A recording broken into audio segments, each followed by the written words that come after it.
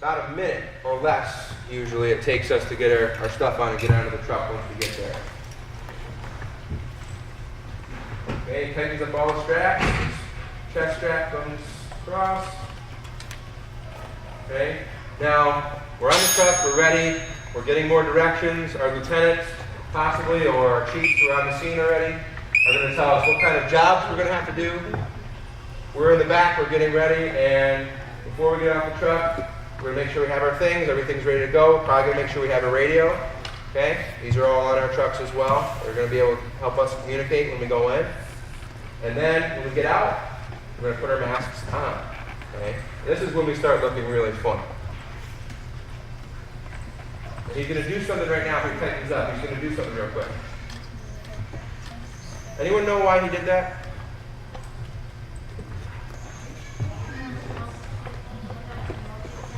Yeah, he's making sure there's a good seal. What he did is he took his hand and covered up this hole right here, which his respirator's going to go over in a minute, which doesn't allow any air in, and he sucked in to make sure that he had a seal around his face. His hood goes over the top, making sure there's no exposed skin.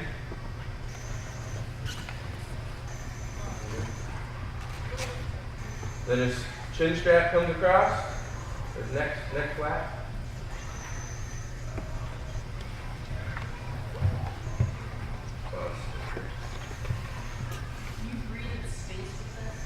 No. Different suits. Gravity's a little different there.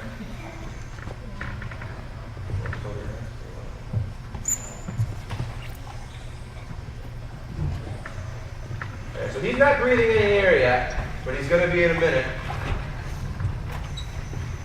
The helmet goes on.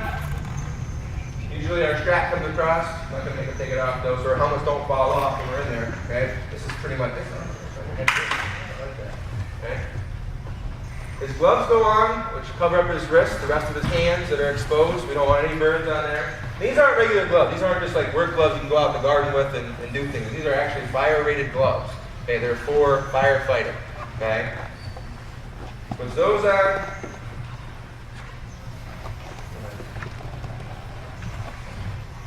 And then probably what he's going to want to grab.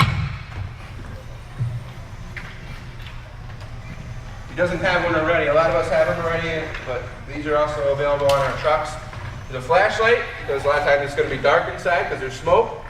And he's going to want to grab a set of irons, which someone keeps jabbing again.